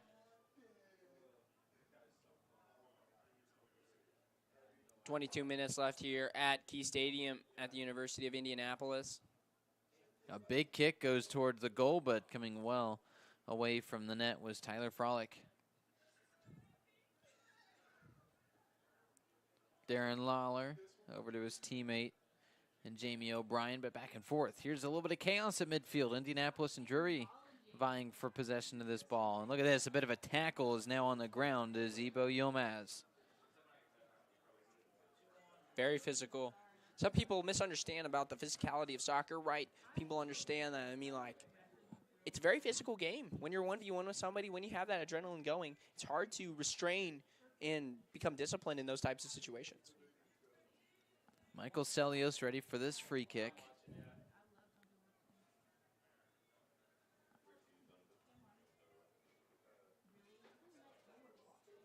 His hands go up. He takes a couple steps back, ready for this one. See what he can scheme up here. He gets a nice kick towards the goal, but again, jumping up and climbing the ladder for that one was the goalkeeper and Tyler Frolick. Let's take a look at that. Let's take a look at that catch.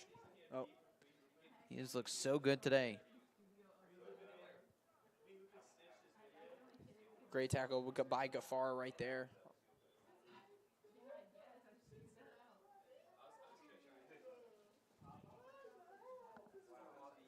Mason Booth slides this ball around in his hand, ready to get it tossed in.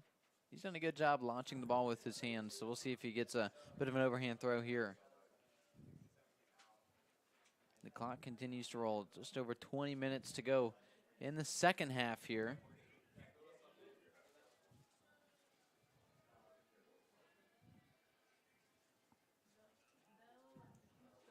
Running for it. Here's a slide onto the ground.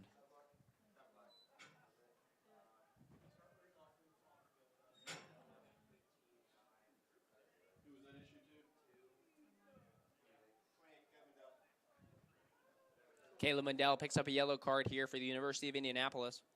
First one we've seen today, although there has, like you mentioned, been a lot of physicality, so it's been a pretty exciting game.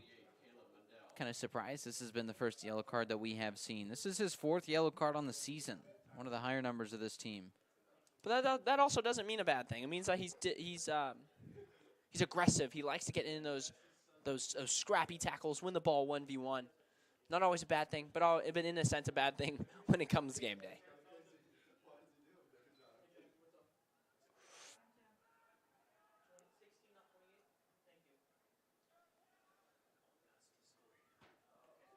Coming up and making the save was Joey Schrand, as that one was just a bit of a duck in front of him. Wasn't a lot of chance for it to go in. Now the Greyhounds going to head over and get it to their side of the field. With a chance here. This one's towards the goal, but not on target quite, and it'll head out from Mason Booth, who does a nice job clearing it, getting away from Kabru Gafar.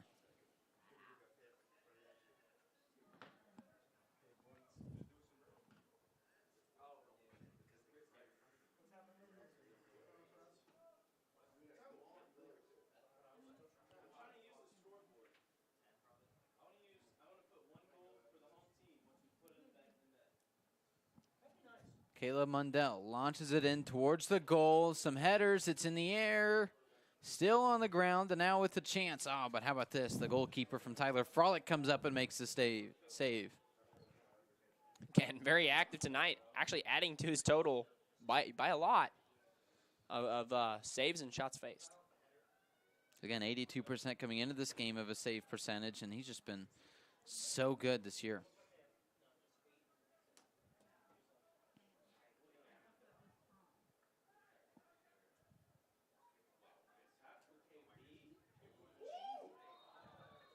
How about this? The whistles blow. A lot of physicality down there.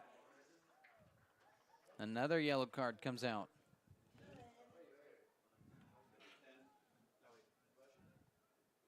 We'll see who they decide to assess that one on. It looks like it'd be against Michael. No, we'll see.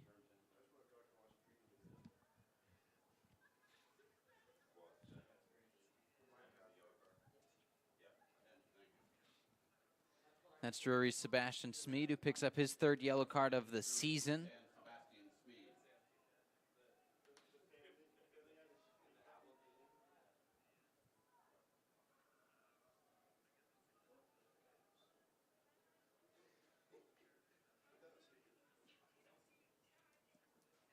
trying to come in and make that play, but it goes off of the foot of the Drury player, so Indianapolis with possession. Brian Moreno comes on the field for Gaffar. Good night for Gaffar. He's got a couple opportunities, like the one on Seth Ward. Seth Ward took it up the left side, just couldn't squeak it across to Gaffar in time. He played really confidently and played really well, as Brian Moreno is going to get a chance moving Talesios out to the left.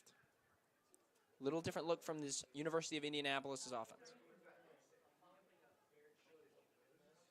A good opportunity here for Drury if they can keep it in. It's been a lot of pressure. There's 4 white jerseys to 1 black, and that's why Indianapolis is able to be successful with this one. Now Caleb Mundell with some pressure. To Morera, over to the middle of the field, almost stolen away, but no, Indianapolis does keep it. Here's Atkinson. The Greyhounds trying to attack here. Big kick towards the goal. It's knocked away by the goalie, but still Indianapolis with possession. Atkinson. We see Stern and David have the ball there. Now again from the outside. Big kick. Oh, it's taken away. Indianapolis with so much here on offense. A lot of chaos, as you like to mention. And the ball's still on the ground. Can Indianapolis come up with something here? Instead, it's booted away and the whistles blow. So much just happened. It is a free kick for the University of Indianapolis right at the top of the box. This is a very dangerous. This could be huge. This is a huge turn of events here. Let's see who stands over this ball. This free kick is very important. Michael Talesios definitely is going to be the one taking it. He's had a couple free kicks goals over his time here at UIndy. Definitely the danger man in this situation. We're going to see how this plays out, as he is the one standing over the ball with Jakob David and Ibo Yilmaz.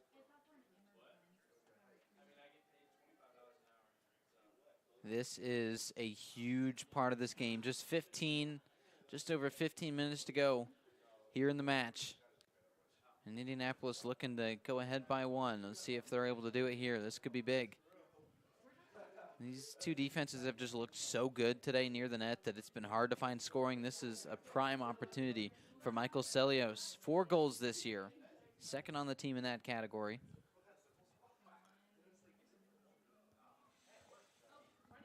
Not a whole lot there. There's maybe a missed opportunity for Indianapolis as it sails out of bounds. Giving chase was Jakob David. Just not what you're looking for there for the Greyhounds, but now they have a corner kick. Definitely a disappointment as the wall does its job blocking that shot on goal, but University of Indianapolis will get another chance here as Jakob David will hit the ball in the box. Goes towards the cluster, and coming up with the header was John Clout, but now the ball's still up in the air. Chance for the Greyhounds. It's going to bounce around. Another header from Clout. He's looked great 2 straight times that he climbs the ladder and knocks it off his head. Free kick right here for Drury. An unfortunate collision in the air when trying to vie for that loose ball, trying to get an opportunity to flick it on here. Just doesn't go University of Indianapolis' way here.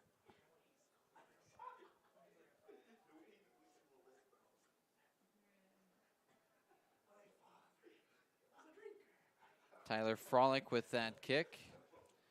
Again, trying to go up and make a header, but neither player is able to as Lou Rowe tries to jump up and fight with Jamie O'Brien. Instead, it goes towards the back line. That's where the ball is now.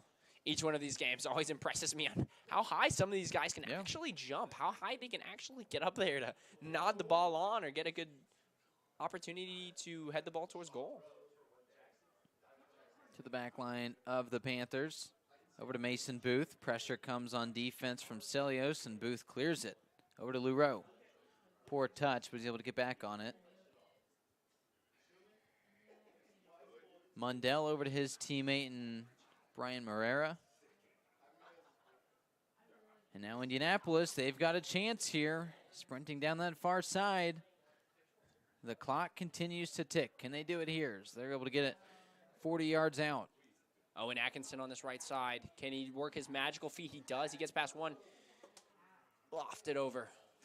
Just a bit wide left, so wouldn't have went in anyway, but Tyler Frolick, for good measure, jumps up and makes that catch with his 2 hands. Now it's launched over to the Greyhounds' backside. Back into the game and now making some good plays here is Kalen DeBage. Indianapolis trying to fight back through here. Can they do it? It's looking good for Jakob David. And how about that? It's really just been a series of the Greyhounds on attack, and then the Panthers just clear it, and the Greyhounds go back on attack. We'll see if that's the cycle that repeats itself here. Definitely both coaches here are in a tough position. 13 minutes left. Do you go for the win? Do you commit more men forward? Do you try to get another shot on goal? Do you try to get another opportunity? But like I mentioned before, it is a game of chess. If you commit more men forward, you're going to have less on defense. How are you going to deal with that counterattack? How are you going to deal with that counter-pressing with the lack of defenders? It's going to be interesting to watch this last 13 minutes here at Key Stadium. Celios to his teammate there. Now over to Mundell. Moreira, he's fighting for that ball, and he ends up losing possession. It's just a great job on defense, and now a lot of contact. Looks like Mason Stern, just a little too much contact there. He'll be the first one to help up the down man for the Panthers, who is Jacob Schmidt. Always good to see that sportsmanship, especially in this game. That's very important. Tempers are high. Emotions are high, especially. Again, the winner would move into the top, towards the top of the GLVC standings and have a chance to host a playoff game here in just a couple weeks. But at this point, we don't know if we're going to see a winner. It's been scoreless so far, only just a little bit over 12 minutes to go here in the match.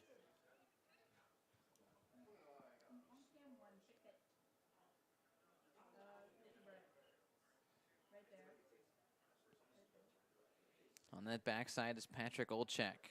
Over to the center back is Pierre Lureau. Mundell, now the Greyhounds kind of playing a little bit slower. We've seen a lot of franticness from this team of late, but now they're slowing things down. Trying to be more patient, like you had said earlier, Sam. It's pretty important. Definitely holding the ball up. If you control the ball, you control the game. That's sort of the strategy of University of Indianapolis right now. Just taking their time, making sure every pass hits their mark to maybe create an opportunity to win this game. Mundell on DeBage over to his teammate in Stern. Moreira towards the corner. A big chance here. A big kick towards the middle. Streaking, and he can't get the header in, but it's in! A goal! Ivo Yilmaz on that backside. Flicks on as the celebrations head to the corner flag. Pound your chest. Look at this replay. What a goal from him as he comes in and just violently knocks his head through that. A fantastic goal here in this last 11 minutes here at Key Stadium. Indianapolis 1, Drury 0. And that is huge. Towards the end of the game when it looked a bit bleak, Indianapolis able to get on the board first. Still plenty of time left in this game, but the clock is starting to dwindle.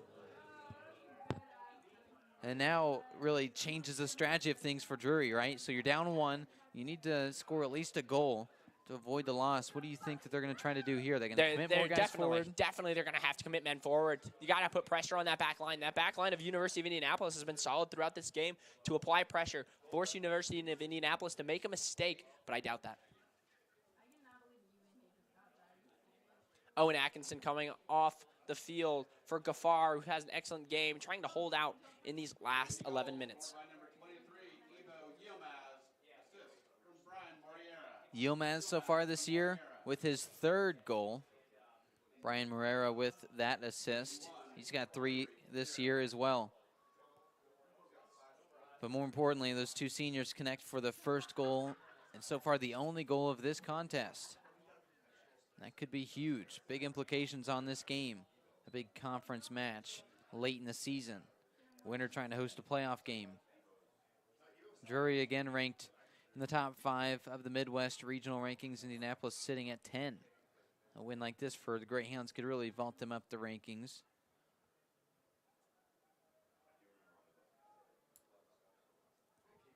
Just a couple passes back and forth on this back line.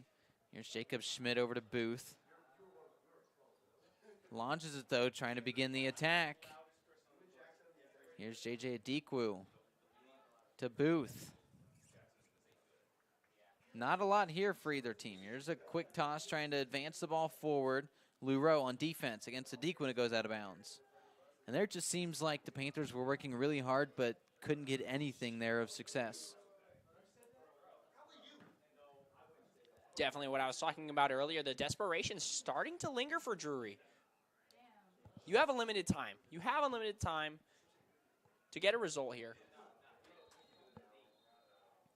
Bodies on the ground as the whistles blow, and another yellow card. The 3rd one of the contest flies. A card for both coaches here, as well as Brian Moreno picks up his 1st yellow card. 8, Brian. Brian Moreira. Both coaches receiving yellow cards for Drury as well. We're going to wait and see what's going on here. A lot going on as tensions again rise late here in the game, just over 10 minutes to go. Brian Morero definitely picking up that yellow card, but some comments made from Drury's bench here on that foul. Maybe protesting, maybe 2 yellow cards. Brian Moriera with that first yellow card. Drury's bench gets another. Some more shouts, disgruntled shouts from the Drury bench. And how about this? The referee tonight. Head coach Ben Taylor for the Panthers. He's in his 6th year with the team. He played for them from 2007 to 2010. Here's this free kick goes towards the goal, and what the save! It's still up in the air, and it Flies goes out past of that bounds. left post. Wow. My goodness, what an opportunity for Jamie O'Brien with the shot, but he can't get it through the net as the goalkeeper, Joey Strain, was laying on the ground after making the first save. That was a heck of a sequence. No, it definitely was. Joey Strain not really showing that groin injury that was talked about earlier that took him out of that matchup last week. A big hit here is down on the ground goes Yilmaz. The goal scorer from earlier takes a huge hit here. This is where I would tell my players of the University of Indianapolis, hey, slow down. We don't have to rush this kick. We can spend some time here setting it up and keeping possession. Here's the kick. Now with a chance, trying to race to the ball. Here's a one-on-one on the outside, but it just rolls out. Keeping it back in, and now the goalkeeper's going to be ready to launch this one out for Tyler Frolick. And again, the head coach here, Ben Taylor, in his 6th year with the Panthers. He played for the Panthers, was a 2nd-team All-American, a 2-time first-team All-Conference player, 3-time All-Region. He's was a great player here for this team, and now you can tell why he's so passionate on the sideline.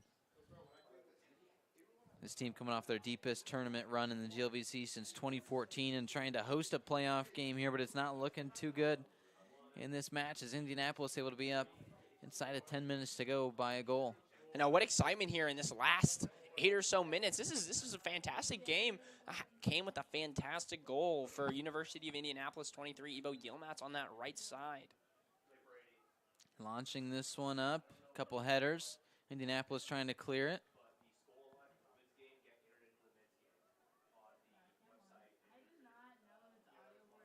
Kicking now to the far side is Patrick Olchek, and he clears it. Trying to keep it in bounds is Gaffar.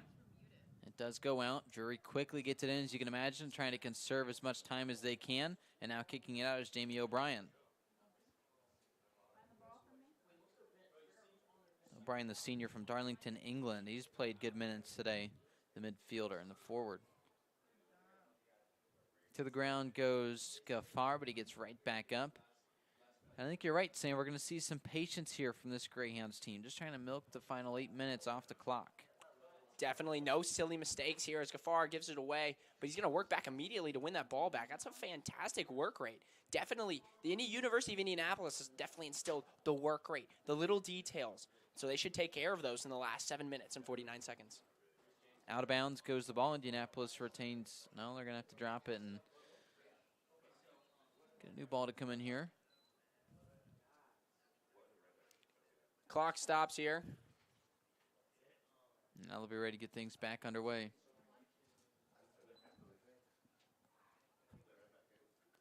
Now running on the far side with a chance here, one-on-one for the time being. Reinforcements come, so does the defense. Now with the chance, and it's cleared from Indianapolis. But now Drury on the near side with Mason Booth. Trying to find some way to attack here as it gets sent out of bounds by Brian Morera. Definitely University of Indianapolis in no hurry to give the ball as Joey Strand drops it right there. Moriera gets it out of bounds. Great play on defense by him, and he's played some good minutes so far today. He's played in every match and came in off the bench today, and he's done a good job. We'll see a corner kick here from the Drury Panthers. Under 7 to go. Sebastian Smead's going to be the one to kick it from the corner. He's got a goal so far this year. Started 8 games, played in every one. So this one's a header for Patrick Olchek. And now Gaffar kicks it out. A lot of contact. Rolling on the ground goes the Panther player. They're going to get a free kick. Free kick called. Head coach Gabe Hall very adamant on this touchline right here. giving instructions to his players, maybe telling them, hey, sit defensively. Let's sit on this lead. Let's clear the ball here, as Drury has his free kick with 6 minutes remaining in the half. Nathan Lote kicked this one.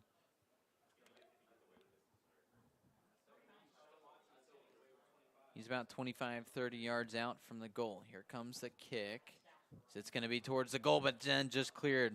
What a play on defense. Still in. Still a chance in front of the goal. Another save. What an impressive save. And now to get rid of it from the back line on the defense. How about Joey Schrand? High fives from him as Caleb Mundell clears it and gives high fives to his goalkeeper. That's a huge play right there, getting that strong right hand from the freshman. If we're going to see a goal, it's probably going to be from Kalen DeBodge. He's got 8 of them this year, and he's the one racing up that side. Getting in and out to his team on the attack. The Panthers now on the far side, trying to navigate traffic here, and it'll be out of bounds. Indianapolis.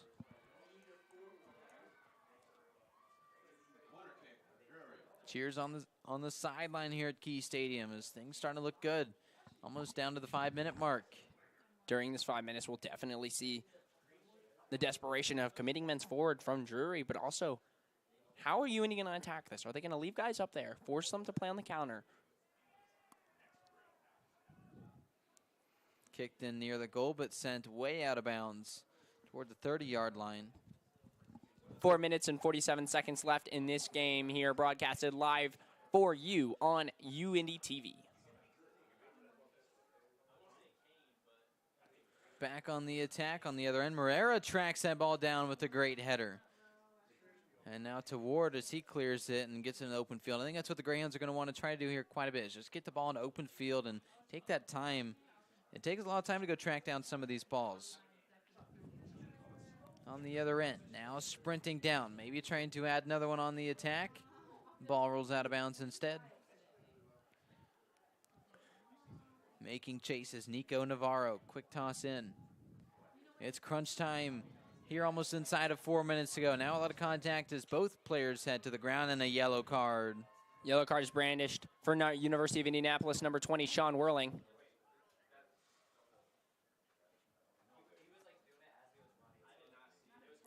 Although right now Sebastian Smeed looks very upset. Definitely that stopped the flow of the attack. We call that a strategic foul. He's being tactical about his decision here. He was out of position. The guy was carrying the ball into the space where he just abandoned. A smart foul, but also punished by a yellow card here. He's got to play smart here in the last 3 minutes. Big kick towards the cluster in front of the goal, and trying to clear it again goes Seth Ward.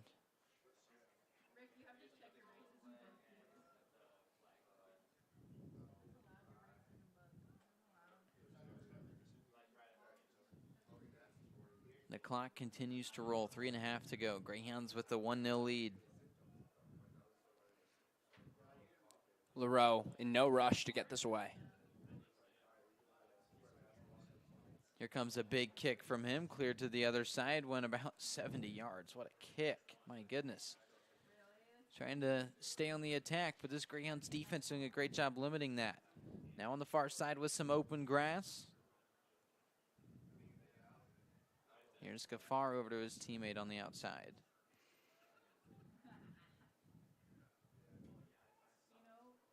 Moriera kicks it out.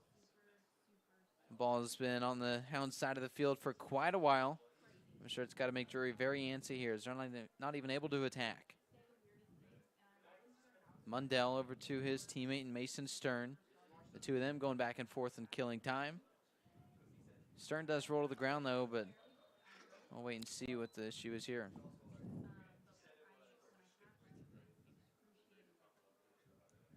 The clock stops at 2 minutes and 30 seconds, and it's going to take near a miracle for this Drury team to come back and try to tie this one up. Especially the way UINDY's playing. Michael Celios comes back into the game off the substitution. Ivo Yilmaz will head to the bench and probably see his day end, but not after he's the hero of the game, scoring the lone goal to this point. As this ball is sent out of bounds.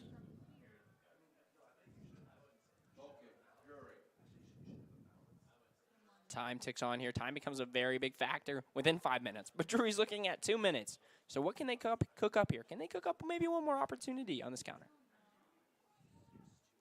The way the Greyhounds defense has been playing, it's going to be tough because now they've got possession of this ball. Mason Booth does try to take it back here. Picks it up and launches it forward, but Indianapolis, Mundell with a header. Here's Moriera on defense against John Clout, trying to find an opportunity for the Panthers. Sean Whirling outside. He's already on a yellow card. He needs to be careful. The header into the air. The goalkeeper's out of the box. This is a big chance. Clock is stopped as a bicycle kick greets Mason Stern in the face as a yellow card is brandished. And you hate that for Stern as he takes a big shot. What looked to be a good move, right? Because there was no one in the net. Looked like maybe that'd be a good way to get the ball backwards. It's a very sensational effort there from Drury, but a very reckless one. The referee has acted accordingly. Here with 1 minute and 36 seconds left.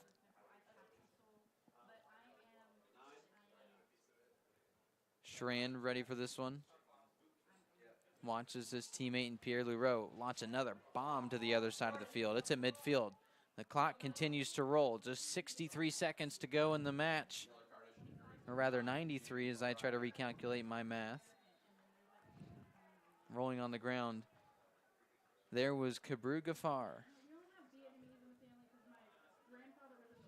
This is big because the clock's going to continue to roll as they work this one out. It's a lot of controversy about when the clock stops, when the clock doesn't stop. Clocks stop when a yellow card is brandished. Here, unfortunately for Drury, not a yellow card was brandished, so there's no reason to stop the clock. Greyhound's going to take their sweet time as the ball was placed on that 30-yard line. Instead of trying to attack, they throw it back. They're just going to continue to kick the ball around to each other. Potentially be celebrating here in about 50 seconds. Here's another one just wide left of the goal, and that ball is going to go sailing, and now the keeper and Frolick's going to walk out looking for a ball. He's frantically looking for a chance to get this one back in play.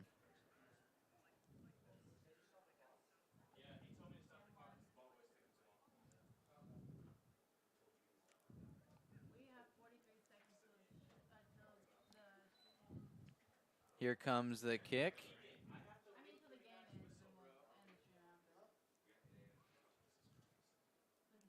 The ball towards the boundary, a big opportunity. Drury running out of time, only 30 seconds to go. It's a very gutsy 30 seconds here. Very gutsy. This might be the last chance of the night for Drury as Drury lines up for this throw-in. Everybody back from the University of Indianapolis, and they need to move quick. Just sitting there trying to set up this offense. There's just 10 seconds left. The clock stops here as complaints from Drury come into play. Now ready to launch this one in the final attempt at a goal this game. It's towards the net. It's a good opportunity, and the Greyhounds clear it. The ball's up in the air. The clock rolls down to 0-0, and the Greyhounds get a big win. That's a fantastic result for the University of Indianapolis Greyhounds here from Key Stadium. Celebrations. As you can see, the center back Pierre Leroux embraced on the sideline. And plenty of reason to celebrate as the Greyhounds move to 7 wins on the year with 2 losses and 3 draws. More importantly, in GLVC play, they are 5-2-2 and move in that top 4 of the GLVC rankings. That gives them a potential chance to have a playoff game here at Key Stadium in just a couple weeks. What a big finish here. Give me the player of the game. Player of the game, definitely for me, has got to be the goal scorer, Ivo Yilmaz. Definitely putting away that opportunity. Not as many people here have been able to find the back of the net like he has this season. Another key player, I would say, is Ozlek or one of the other center back, Pierre Leroux. Definitely those two held down that back line and become competitive. The GLVC standings as they are right now at the conclusion of this game. Maryville at the top of the conference with 23 conference points. Indianapolis right there in second place, tied for second with Rockhurst, but they do hold that head-to-head win. You know why? Because they're on a 5-game win streak, and one of those games was a 1-0 win at Rockhurst. And then in fourth place now is Drury with 16 points. They're tied for fourth, though, and they're right there with Lewis. If Lewis wins, right now they're scoreless with Southwest Baptist, who is yet to win a conference game this year. If Lewis wins, they move to fourth. Drury moves down to fifth, and Indianapolis hosts potentially a playoff game here at Key Stadium. Drury with heartbreak here as they come in, put up their undefeated streak in the conference on the line, and they're not able to get a win. Indianapolis played very well, and it looked like it was going to be a draw for the longest time. Then towards the end, it was the hero and Yilmaz who came in and made an impressive goal to put the Greyhounds ahead. Awesome, folks. That will be it for here at Key Stadium. A big thank you to our crew, our camera operators, and Rick Dunkel and Landon Coons, our director, Grayson Holt. Running graphics today on the computer is Leah Williams. Obviously, Sam Gailey, a big, very appreciative of you on the call with myself, Nathaniel Finch, saying so long here from Key Stadium.